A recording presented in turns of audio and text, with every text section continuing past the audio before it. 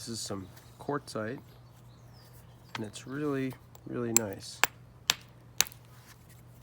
Maybe not that nice, but it's pretty nice. I love the color. It's a nice red salmon color. Actually more like raw tuna or like a sashimi roll. This is, the elk got wet, so.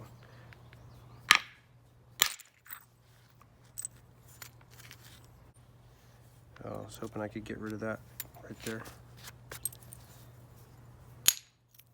Chop down high on it because I'm probably going to make an agate basin or something.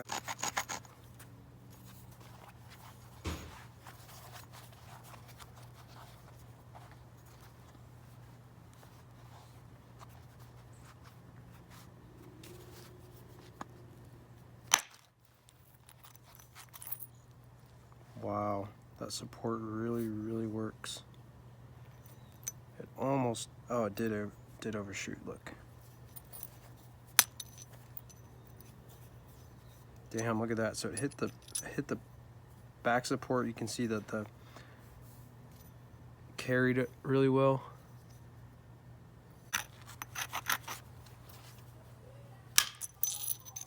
That way you can get some of this thickness over here. But look at this stuff. It's so pretty. It's got these little specks in there of kind of like a white cream color. So many point styles that I've never made. Oh, come on. There we go.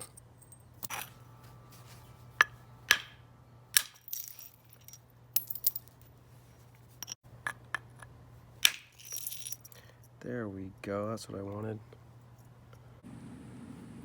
Okay, so I've been working. I did a bunch of sequential flaking right here. Started with this guy and then took some really good ones, and I got this face all nice and relatively flat. The back face is the one that we had that low area, which was right over here, and I just took a big flake over here and then followed that ridge over here.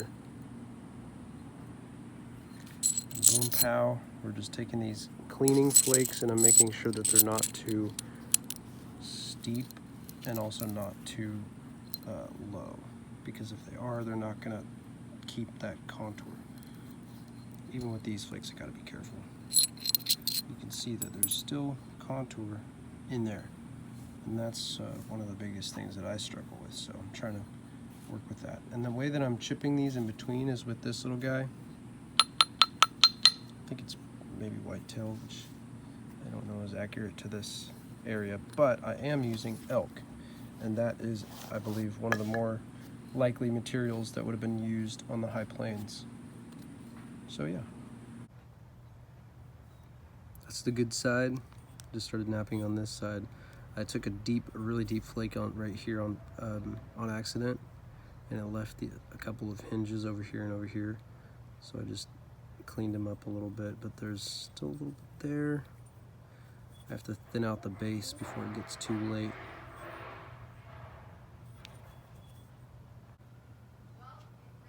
Oh, I'm still here in the sun. Oh. Oh man, why is it not focusing? Okay, hold on a second.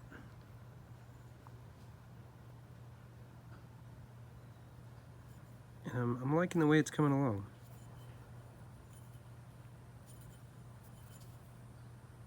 Full direct percussion. I'm gonna put the... Okay, so this is direct percussion. Jeez, that sun is going crazy. And I'm gonna probably take a break. I'll probably finish this tomorrow and when my phone is all charged up. But I'm really happy with this. I've been taking my time on it, and I think that makes a huge difference. And there's still some good contours, and there are some thick areas. Like this side's pretty clean, but this area over in here is really thick. But the base is nice and thin. I thinned out the base, got some almost full length flakes. And the tip, you can see this material up here is a little different. Tip's looking good. So I'll do some, just like I did on the hasket, I'll do some very close punch work and fixing up contours and doing a little bit of thinning and bringing in the width really precise, and then I'll start pressure flaking.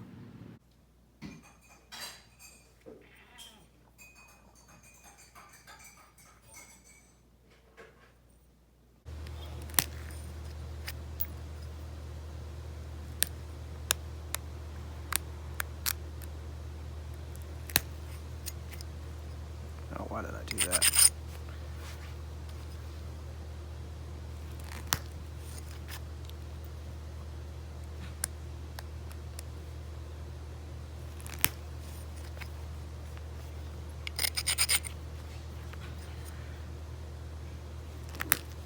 Oh shoot, slipped it. That's all right. Absolutely heartbreaking. I'm working on this thing. The flaking's looking real nice. Pretty good. Both sides. But I just got this big fat hinge here. I'm gonna try and get it from the other side. It's not coming out from that side. Maybe over here. We'll see. So here's the quartzite agate basin. Turned out pretty well. I mean, there's more work I could do on the edge, but I don't want to get it any thinner or more slender than this. And yeah, it's all, most of this pressure flaking here is deer antler pressure flaking. And I don't know if there's any percussion. If there is any percussion remnant, it would be probably on the base, but I think for the most part this is all pressure. It's kind of hard to show the flaking on quartzite. This side's pretty clean. I got two really bad hinges. It was one of those things where you're like, I think that platform's just high enough to where it's not gonna hinge, but low enough to where there's a possibility that it will hinge.